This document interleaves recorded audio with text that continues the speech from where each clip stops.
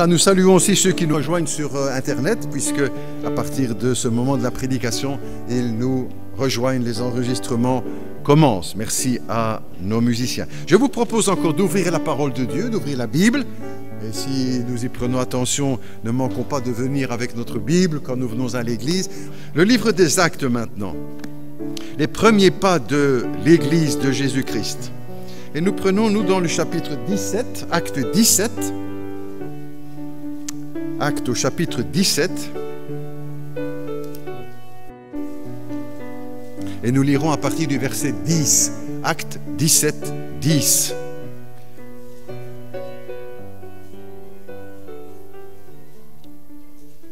L'apôtre Paul, quelques mots. L'apôtre Paul est allé à Thessalonique pour prêcher l'évangile. Elle a été très mal reçue. Il a dû s'enfuir et il va un peu plus loin. Il va à Bérée. Et c'est là que nous prenons le texte, donc Acte 17 au verset 10. Aussitôt les frères donc de Thessalonique firent partir de nuit Paul et Silas pour Bérée. Et dès leur arrivée, ils entrèrent dans la synagogue des Juifs. Ces derniers avaient des sentiments plus nobles que ceux de Thessalonique. Ils accueillirent la parole avec beaucoup d'empressement et ils examinaient chaque jour les Écritures pour voir si ce qu'on leur disait était exact. Beaucoup d'entre eux crurent.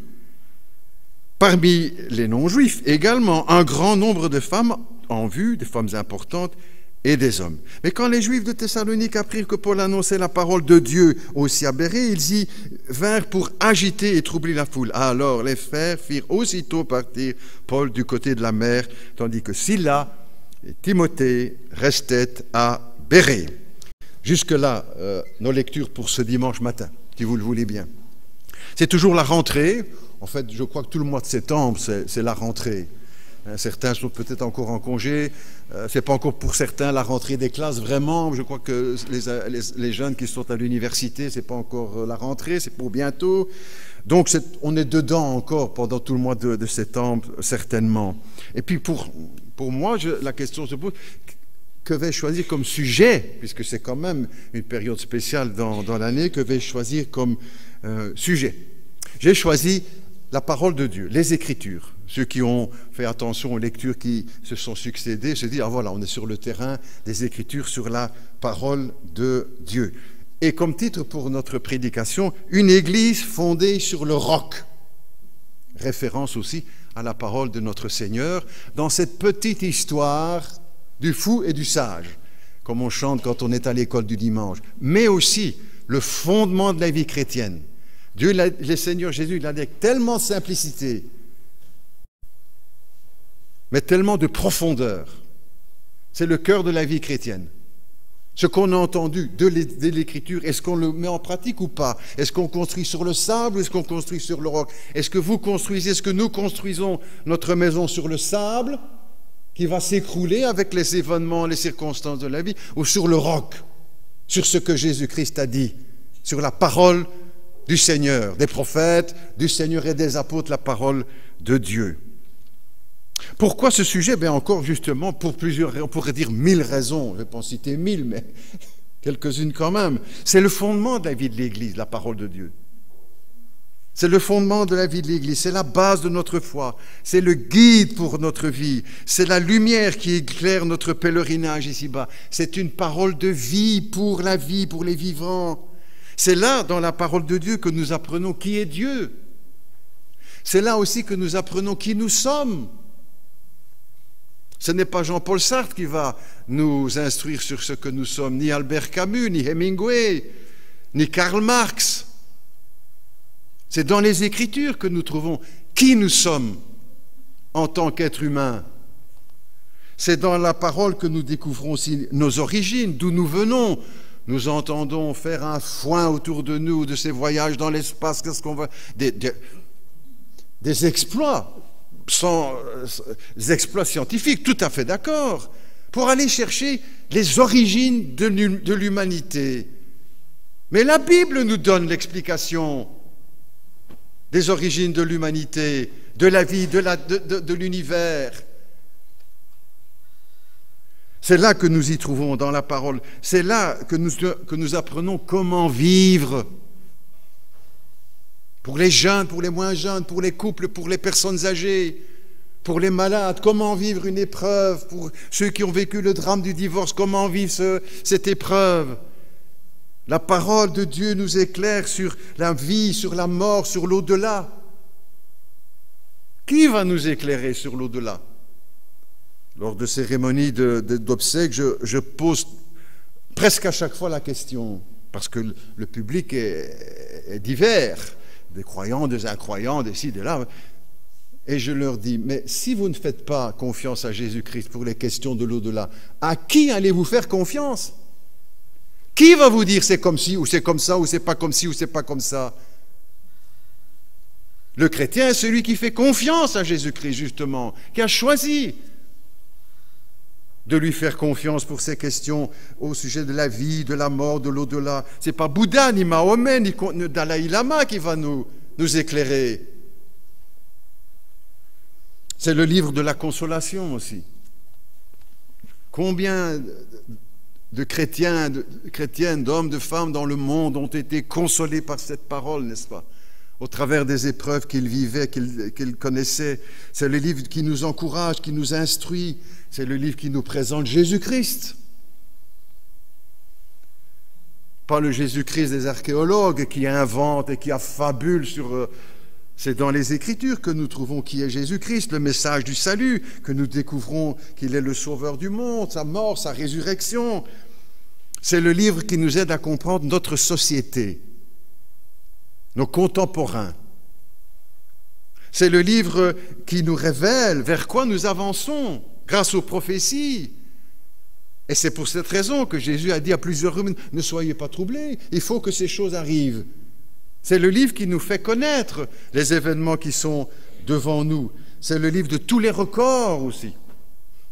Je l'ai traité, c'était ce titre-là. Le livre de tous les records. On vient de sortir des Jeux Olympiques, c'est les Paralympiques maintenant. Des records, des médailles d'or, d'argent. Bravo, bravo. Et spécialement pour les Belges, bravo. Pour les Italiens aussi, et tous les autres aussi. Mais le record des records, le livre de tous les records, c'est la Bible. Le livre le plus lu au monde, le plus vendu, le plus traduit. Ce n'est pas un hasard.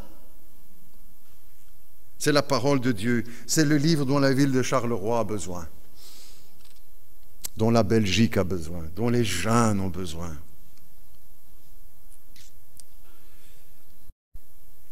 C'est le livre dont nos politiciens ont besoin, dont les enseignants ont besoin, les médecins. Quand nous sommes allés pendant une quinzaine d'années de maison en maison, nous sommes allés pour offrir la Bible, pas les livres de Calvin ou de Luther ou de Billy Graham ou de, que sais-je, Martin Luther King, non, pour offrir la Bible, la parole de Dieu, parce que nous sommes aussi animés par ces convictions que je viens d'évoquer rapidement. Quand nous avons demandé au conseil communal, à l'époque, il y a bien longtemps, pas si longtemps que ça, on a demandé pour offrir une Bible à tous les conseillers communaux. Ils ont accepté, mais il ne fallait rien dire. Donc on est allé, on a offert une Bible. Bien dommage qu'ils n'ont pas écouté les bons conseils de cette parole. Ils ne se seraient pas retrouvés au tribunal une dizaine d'années plus tard. C'est la parole dont notre commune a besoin, dont les chefs d'État ont besoin. C'est le livre dont nos magistrats, nos juristes, nos avocats ont besoin, parce que la Bible dit que c'est la justice qui élève une nation. C'est le livre dont nos étudiants ont besoin. Non pas seulement besoin de cours d'éducation sexuelle, mais aussi de la parole de Dieu pour toute leur vie. Les professeurs en ont besoin, et l'Église, évidemment, les églises ont besoin. C'est le livre de notre Église. On pourrait dire, c'est évident. Ce n'est pas si évident que ça, vous savez. Dans bien des milieux chrétiens aujourd'hui, catholiques ou protestants, vous avez une forte tendance à s'éloigner des Écritures. Et parfois, certains qui se sont présentés ou qui ont été, je vais dire, dans le groupe des évangéliques, fidèles aux Écritures, etc., qui tout d'une fois déraillent. L'Église anglicane, par exemple, en Angleterre, ça, et puis dans d'autres pays du monde, vit une crise depuis quelques années, un schisme avec cette question de l'ordination des ministres du culte qui pratiquent l'homosexualité, l'ordination des femmes, et puis aussi maintenant tout ça est arrivé dans nos milieux protestants. Je lisais un article de presse qui avait pour titre « La Bible ou la modernité ?» Comme s'il y avait un choix à faire entre la Bible et la modernité. Mais délaisser la Bible au profit de la modernité, c'est le chemin de la mort. Et puis encore, c'est une erreur de le concevoir comme ça, parce que la Bible reste le livre le plus moderne au monde, qui traverse les âges, sans se laisser conduire par les tendances de l'un, de l'autre. La Bible, c'est le souffle de l'Église, n'est-ce pas? C'est le pain qui nourrit l'Église, c'est la vie, c'est la gloire de l'Église, la parole du Seigneur. Et en ce début donc de rentrée, on pourrait dire, le début du commencement, c'est le premier sujet que je voudrais partager avec vous et remettre encore, si c'est nécessaire, mais c'est toujours une bonne chose, même pour moi, bien sûr, de rappeler les fondements, les fondamentaux de la foi. On pourrait rapidement, n'est-ce pas, survoler bien des textes de l'Écriture, de la parole au sujet de l'Écriture. Le psalmiste disait « Ta parole est une lampe à mes pieds, une lumière sur mon sentier. » Ta parole, c'est la vérité, a dit Jésus-Christ. Ta parole est la vérité. Jésus a dit « Ta parole ne passera pas. Le ciel et la terre vont passer. » Tout passe, nous aussi, mais pas les Écritures. Ta parole ne passera, ma parole, a dit Jésus, ne passera jamais. Nous avons lu tout à l'heure, beau texte d'Ésaïe, ta parole ne revient pas à toi sans avoir accompli la mission pour laquelle tu l'as envoyée. L'apôtre Paul dira, la parole de Dieu n'est pas liée. Tout au long de 2000 ans d'histoire, la parole de Dieu, on a voulu la lier. La parole de Dieu n'est pas liée. Jésus a dit, il faut que la parole s'accomplisse. Il faut que la parole s'accomplisse. Et le psalmiste disait encore, je serre ta parole dans mon cœur afin de ne pas pécher contre toi. Toujours d'actualité, n'est-ce pas? Plus nous sommes près des Écritures, plus nous nous éloignons du mal. Et plus nous approchons du mal, plus nous nous éloignons des Écritures. Un pasteur a dit, ce livre te tiendra loin du péché, ou c'est le péché qui te tiendra loin de ce livre? L'herbe sèche, dit encore le prophète Ésaïe, de la part du Seigneur. L'herbe sèche, la fleur tombe, mais la parole du Seigneur subsiste éternellement. Et encore un dernier texte, j'aurais pu ajouter d'autres. Jérémie qui dit de la part du Seigneur, Dieu veille à ce que s'accomplisse sa parole. Dieu veille à l'accomplissement des Écritures. Jésus aussi a parlé beaucoup sur les Écritures, bien sûr. On aura l'occasion de voir encore. Cette parole qui reste, qu'on apprend, je crois, dans les camps aux enfants ou à l'école du dimanche, l'homme ne vivra pas de pain seulement, mais de toute parole qui sort de la bouche de Dieu. Et en fait, en prononçant cette parole, il citait un texte de l'Ancien Testament. Jésus a souvent cité l'Ancien Testament. Ce n'est pas du dépassé, du démodé. L'homme ne vivra pas de pain seulement, mais de toute parole qui sort de la bouche de Dieu. En quelque sorte aussi, Jésus donne ainsi validité au texte de l'Ancien Testament. Le texte nous dit que parle de la vie. L'homme ne vivra pas seulement. Jésus a beaucoup parlé de la vie, bien sûr, et je le dis encore et répète, ça ne me gêne pas. Il n'a pas parlé religion. Jamais une seule fois Jésus n'a employé le mot religion. Ne dites jamais, ah, mais j'ai une bonne religion. Dis que tu es un bon sauveur, un bon Seigneur, mais pas une bonne religion. Nous ne pratiquons pas une religion, nous vivons avec Jésus-Christ. C'est ça le chrétien. Il vit avec Jésus-Christ. Et il ne vient pas le dimanche matin parce que c'est sa religion qui lui... Non! L'homme ne vivra pas de pain seulement, mais de toute parole. Jésus a posé un fondement là, sur la nature humaine. l'homme ne peut se contenter de tout ce qui est matériel. Le pain représente ce qui est matériel, pas seulement le pain, la tartine, ouais, on comprend bien. Hein? Ce n'est pas seulement de ça que nous pouvons vivre. On ne peut pas seulement se contenter de pizza, de GSM, d'ordinateur, de smartphone, de boîte de coca. C'est très bien tout ça, moi j'ai rien contre tout ça. Mais s'il n'y a que cela dans la vie, Jésus a dit on ne vit pas que de cela. Il y a aussi une autre dimension en chacun de nous, n'est-ce pas? Parce que nous avons été faits à l'image de Dieu et qu'il y a en nous quelque chose qui aspire à beaucoup d'autres choses que simplement les bibelots, les choses de la vie, qui en font partie, on ne saurait pas vivre sans, n'est-ce pas? Il faut le reconnaître, mais pourvu qu'il n'y ait pas que cela. Est-ce qu'il y a que ça dans votre vie? Je ne veux choquer personne, je pose pour moi aussi la question. Est-ce qu'il y a que cela dans votre vie, dans notre vie? Non. Il faut une autre dimension, plus profonde. Parce que vous n'êtes pas un singe amélioré. Parce que vous avez été fait à l'image de Dieu.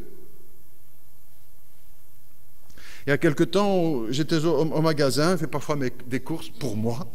Comme ça, je choisis un petit peu ce que... Peut-être comme tous les messieurs aussi parmi nous, j'entends des dames qui sourient. Voilà, quelques courses. Et puis il y avait devant moi un monsieur qui achetait des boîtes pour son chat. Très bien. J'ai imaginé que le chat devait être aux anges, quand je lui rends une petite boîte bien préparée. Et puis en plus, qu'il y a tout le reste, tant mieux. Hein. Il faut faire du bien aux animaux. Moi, je ne suis pas pour leur faire du mal. Hein. Je suppose que voilà, il est aux anges, il va avoir à manger, il va avoir à boire, il va pouvoir sortir, rentrer, aller copuler avec voilà, femelle une couverture en laine quand c'est l'hiver. Donc voilà, bien, très bien. Et il va être très heureux avec tout ça. Mais l'homme, il lui faut plus que cela, n'est-ce pas? Il faut plus que des bibelots dans la vie. L'homme ne vivra pas de pain seulement, a dit Jésus, mais de toute parole qui sort de la bouche de Dieu. Il y a une place dans notre vie pour la parole de Dieu, pour nourrir notre âme, pour nourrir notre vie intérieure. Un auteur a dit, je ne sais plus de mémoire, on nous a volé ce que nous avons de plus précieux, notre vie intérieure. Mais on veut la remplir du bibelot. Ils ont leur place, on ne doit pas mettre tout ça à la poubelle, hein, je ne suis pas en train de... Mais il doit y avoir aussi cette dimension de la parole de Dieu dans notre vie qui nourrit notre âme. Pour l'homme, c'est une autre dimension spirituelle. Il ne peut pas se contenter d'un bon canigou et un gros dodo, et puis voilà. Il faut nourrir notre être intérieur. Et c'est ce qui manque le plus, n'est-ce pas? Beaucoup de personnes dans notre pays, en Belgique, on va parler de la Belgique. C'est cela qui manque. Et c'est cela qui manque à tant de personnes dont la vie est vide, une vie vide. Nous savons déjà que la Belgique est une des sociétés les plus marquées par le matérialisme. Nous sommes une des sociétés les plus riches au monde. Matériellement, mais spirituellement, probablement l'une des plus pauvres. Parce que justement, ce matérialisme nous a éloignés de Dieu. Et beaucoup de Belges refusent tout ça parce que on a déjà tellement, qu'est-ce qu'on va encore faire avec Dieu? J'ai mon GSM, j'ai mon GPS, mon ordinateur, ma TV à écran plat, mon home cinéma, ma voiture, mon frigo, mon congélateur. Très bien, moi je ne suis pas en train de prêcher contre tout ça, j'espère que vous comprenez bien. Tant mieux, très bien s'il y a tout ça, mais s'il manque... La parole de Dieu devait être l'aliment de base de tout être humain, n'est-ce pas? Pour la vie. C'est ce que nous devons aussi, importance, communiquer à nos enfants, à nos petits-enfants autour de nous. Peut-être qu'un athée, en entendant ceci, dirait « Pasteur, ça c'est du bourrage de crâne ». Mais je lui répondrai bien, n'est-ce pas? Et toi, avec quoi tu bourres la tête de ton fils? Avec des programmes de télévision du matin jusqu'au soir? Tout près de chez nous, on a des voisins comme vous, des voisins aussi, je ne suis pas dans le désert. Et le matin, quand je me lève ou prépare pour le travail, 6h30, 7h moins quart, par là, juste par la fenêtre, j'aime toujours bien jeter. Je vois la télévision qui est allumée là-bas dans un de chez mes voisins, jeune d'une 15-16 ans, etc. À 7h du matin, c'est allumé. Bon, choisi, hein? Alors qu'on ne vienne pas nous dire après, non, vous vous bourrez la tête de vos enfants. On leur donne l'information, et puis ils choisiront. Mais c'est à nous de leur faire connaître cette parole. Notre petit garçon, on ne parle pas beaucoup de la famille, parfois il dit un petit mot, un petit qui a déjà sa Bible, 2 ans et demi. Je prends ma Bible au papa. Je ne lui bourre pas la tête, ni ses parents. Je lui donne l'information sur David, sur Jonathan, sur Jésus, sur voilà, comme vous avez fait, comme nos parents ont fait. Et puis après, on a choisi, hein. Et certains ont continué, se sont accrochés, d'autres ont lâché. C'est la parole de Dieu dont nous avons besoin et pour nos familles également. Le chrétien ne bourre pas le crâne de ses enfants, il nourrit l'âme de son fils, de sa fille. N'oublie pas, papa, maman, grand-père, grand-mère, de le faire avec ton fils. Au bon moment, de la bonne manière, etc. Il faut adapter, bien sûr. La Bible nous est présentée aussi comme le pain, on vient de voir, qui nourrit l'âme, la vie intérieure, mais aussi comme une épée. Une étrange image d'ailleurs, une épée 2 fois répétée dans les Écritures, dans l'Épître aux Éphésiens, lorsqu'il est question des armes de la vie chrétienne. L'épée, qui est la Bible, hein, la parole de Dieu, c'est l'épée de l'Esprit. Et on court dans Hébreux, au chapitre 4, la parole de Dieu qui est l'épée à double tranchant. Elle est vivante, elle est porteuse de vie. Et se couper de la Bible, c'est se couper de la vie. Se couper de la Bible, c'est se couper de la vie. Parce que c'est un livre vivant. C'est pas comme le journal qu'on achète toutes les semaines et puis après qu'on met à la poubelle. Il y a la moitié de mensonges dedans, peut-être plus que la moitié, mais enfin bon. Et puis voilà, c'est passé. Mais pas la parole de Dieu, elle est vivante. Et elle s'adresse aux vivants. Une épée qui pénètre jusqu'au fond. Pourquoi aussi, pourrions-nous dire cette idée, mais pourquoi l'image de l'épée? Parce que l'Église doit se battre. Parce que le chrétien doit se battre. Nous sommes sur un champ de bataille. Quand nous sommes chrétiens, le monde est un champ de bataille. Les banques essayent de contrôler le monde, c'est un champ de bataille. Les commerçants, les philosophes, les ceci, les cela, les marchands d'armes veulent conquérir le monde, c'est un marché, c'est un combat. Le chrétien aussi est dans un combat spirituel, lui, bien sûr. L'Église doit se battre. Et le chrétien est engagé dans un combat. Mais c'est un combat qui se fait sans jamais de violence, sans aucune violence, sans l'utilisation de la force et sans armes, sans jamais faire couler le sang. Référence, bien sûr, à ce qu'on entend autour de nous, n'est-ce pas? Ce n'est pas ce combat-là que nous menons. Je dirais, pasteur, on le sait bien. Ça fait bien aussi de le redire.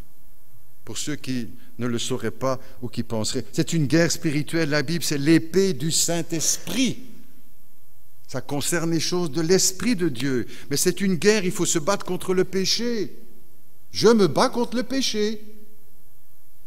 Vous vous battez contre le péché. J'espère. C'est un combat. C'est une lutte. Nous combattons contre l'athéisme,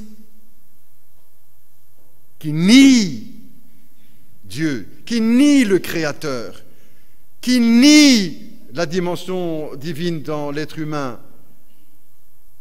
Juste des molécules les unes à côté des autres.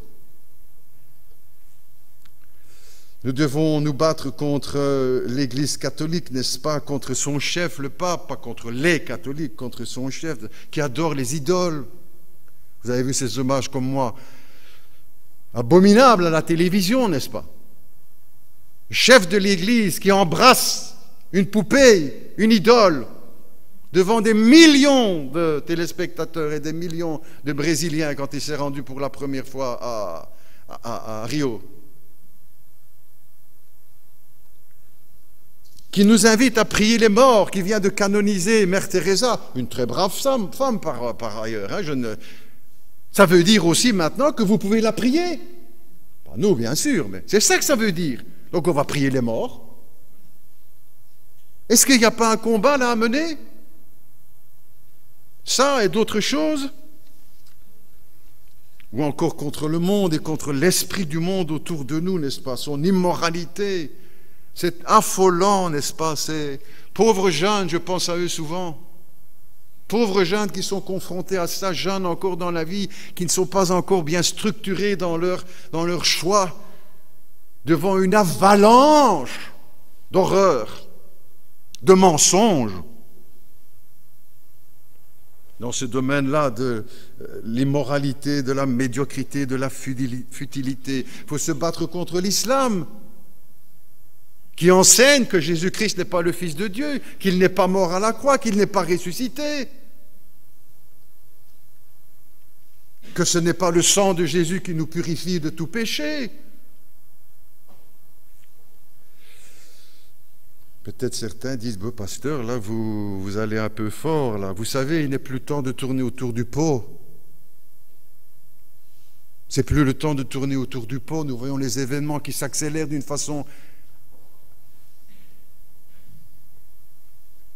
Il n'est plus temps de tourner autour du pot et de se cacher derrière les mots, de rester dans le politiquement correct, comme on dit, hein, pas seulement dans la politique, comprenez bien. Ah mais ça on ne peut pas dire, ah mais ça on ne peut pas dire non, et ça non plus, bah alors on ne dit plus rien.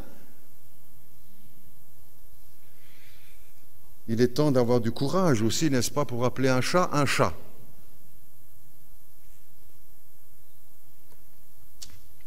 Sans jamais, n'est-ce pas, je redis, j'ai dit au début, mais sans jamais aussi justifier ou employer la violence. Jamais, jamais, jamais.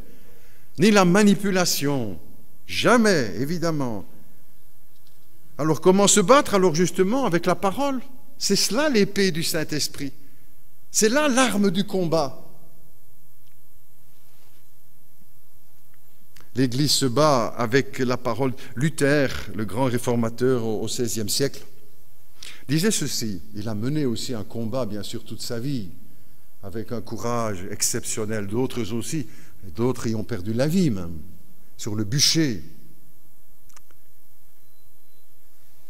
Il disait ceci pour montrer le combat, comment il avait mené le combat contre l'Église, contre les hérésies, contre le pape, etc., les indulgences, le marchandage du salut à prix d'argent. Il dit ceci, regardez ce qui m'est arrivé. J'ai attaqué indulgences et papistes, mais sans recourir à la violence. Je n'ai fait que proclamer, prêcher, écrire la parole de Dieu et rien d'autre. Et tandis que je dormais ou que je buvais ma bière à Wittenberg, c'est l'université là où il enseignait, avec Philippe et Amsdorff, ses amis théologiens, la parole agissait. La parole agissait. Elle renversait le papisme plus que princes ou empereurs n'ont jamais pu le faire. Je n'ai rien fait, la parole seule a agi. Il était quand même modeste en parlant comme ça, n'est-ce pas? Parce que la parole, elle est portée par des gens, par des hommes, des femmes, des chrétiens, des chrétiennes. Et il a été quand même instrument de cette parole. Mais c'est beau quand même ce qu'il dit, n'est-ce pas? C'est elle qui remporte les victoires. Dans notre cœur aussi. Et dans le cœur de ceux qui sont autour de nous. C'est la parole de Dieu qui est l'épée de l'Esprit, et c'est avec elle que l'Église peut remporter des victoires.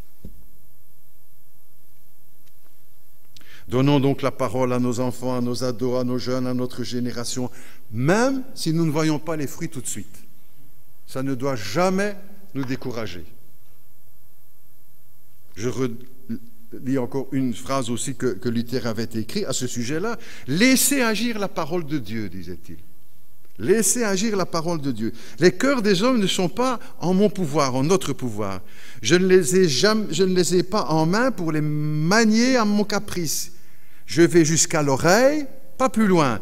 le cœur échappe à mon emprise, ne pouvant y verser la foi, je n'ai nul droit de forcer et de contrainte. Dieu seul, en se donnant au cœur, peut lui donner vie. Annonçons donc la parole et abandonnons l'issue à Dieu, même si nous n'avons pas vu les résultats que nous aurions voulu. On aurait voulu plus quand on a distribué les Bibles, n'est-ce pas? Ou après les enveloppes cadeaux avec le DVD sur la vie de Jésus. Mais ça ne nous appartient pas. Et nous ne travaillons pas en fonction des résultats. Ils appartiennent à Dieu. Notre part, c'est de faire connaître cette parole. La parole est vivante, elle agit dans notre pays. Comme le prophète Ésaïe disait, elle ne revient pas à Dieu sans avoir accompli le dessein pour lequel il l'a envoyée. Mais il faut aussi que cette parole soit reçue avec foi. J'ai été frappé en relisant un texte ici dans l'Épître aux Hébreux qui disait ceci. Il parle de la parole dans l'Épître aux Hébreux, la parole qui avait été annoncée au peuple juif à Israël, qui était dans la dispersion à l'époque. Cette bonne nouvelle, dit-il, l'auteur, la parole, cette bonne nouvelle nous a été annoncée aussi bien qu'à eux. Mais la parole qui leur fut annoncée ne leur servit de rien.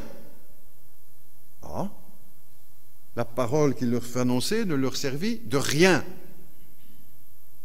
Il continue, car ceux qui l'entendirent ne la reçurent pas avec foi.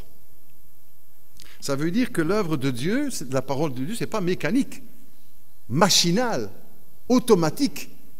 Je sème et j'ai les fruits. Il faut la recevoir avec foi. Et ça, c'est une des questions aussi que je me pose, et probablement aussi tous les pasteurs, disent, mais quel est l'impact dans les cœurs de la parole qui a été prêchée? Quel est l'impact? Mais ça ne se mesure pas. Et ce n'est pas non plus un des travaux, des activités du pasteur de chercher à savoir quels sont les résultats de... Ça appartient à Dieu. La même chose pour le missionnaire qui travaille sur le champ missionnaire, qui voudrait peut-être... Ça ne nous appartient pas. Ce n'est pas à nous de faire des enquêtes pour voir autant de pourcents de... Ça appartient à Dieu, même si nous ne voyons pas les résultats de suite. Je termine. Cette parole, a dit Jésus encore, ne passera jamais. C'est pour toujours. C'est pour l'éternité, cette parole. L'attitude aussi des apôtres, bien sûr, est très intéressante là-dessus. Comment vont-ils, les premiers apôtres, comment vont-ils réagir vis-à-vis de cette parole? Avec énormément de respect.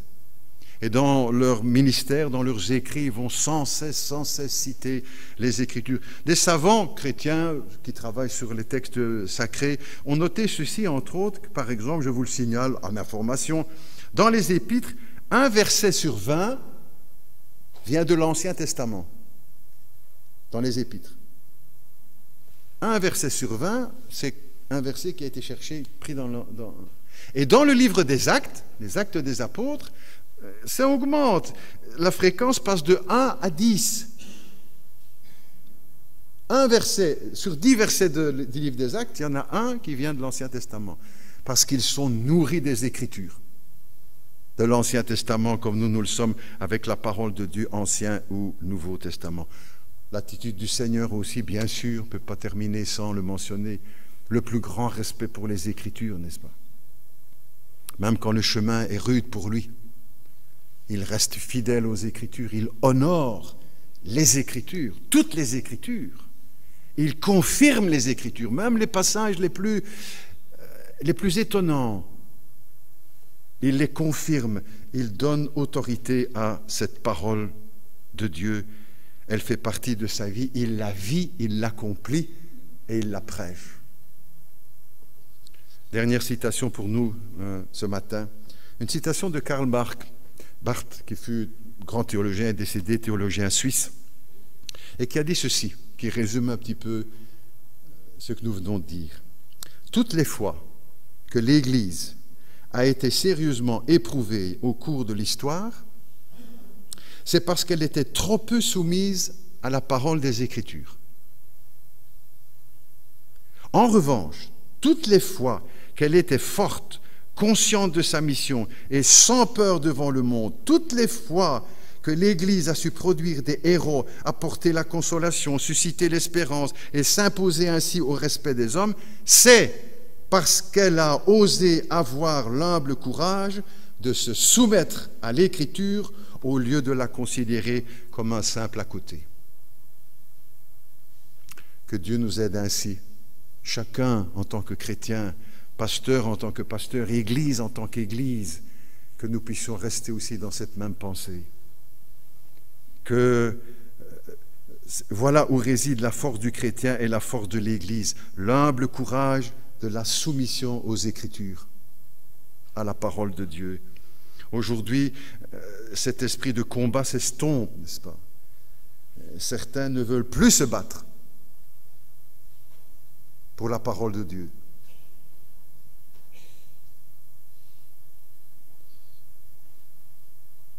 Certains pasteurs même ne veulent plus livrer le bon combat de la foi. Ils ont capitulé, il n'y a plus de combat. Que Dieu nous aide à rester fidèles avec cette humble attitude de respect de la parole. Ce sera la force de l'Église. C'est la force de l'Église et du chrétien. Nous prions ensemble. Notre Dieu, notre Père, combien nous avons à te remercier pour cette parole, tout ce qu'elle a accompli dans notre vie. Et chacun, pour nous-mêmes, nous pouvons le dire merci intérieurement pour tout ce que j'ai reçu au travers de ta parole. Merci pour tout ce qu'elle a apporté, transformé dans ma vie, dans ma maison, dans mon foyer, dans mon couple, dans ma vie, sur mon travail, dans mes relations avec mon prochain. Merci Seigneur pour tout ce que ta parole a apporté de paix dans mon cœur, dans mon âme, par Jésus-Christ et le pardon qu'il nous a accordé. Que cette parole reste au centre de ma vie. Nous pouvons le demander chacun dans notre cœur, Seigneur, que ta parole reste au centre de ma vie. Il y a tant de choses inutiles dans lesquelles peut-être je perds mon temps. Je perds ma vie, ma jeunesse, mes forces, mon argent. Aide-moi à laisser ta parole au centre, à garder ta parole au centre de ma vie. Et pour nous aussi, Seigneur, pour moi, comme pasteur, que nous puissions garder cette parole au centre de la vie de l'Église. Parole qui nous révèle l'amour de Dieu, le sacrifice de Jésus-Christ, sa mort, sa résurrection, et qui promet son prochain retour. Notre Dieu, que cette parole soit la force de notre Église, l'épée du Saint-Esprit avec laquelle nous pourrons livrer le bon combat de la foi, sans violence, sans haine, sans armes, mais avec la puissance des Écritures, la puissance de l'Esprit de Dieu qui a inspiré cette parole. Que ton nom soit ainsi glorifié en chacun de nous et dans les églises. Au nom de Jésus, nous te le demandons. Amen.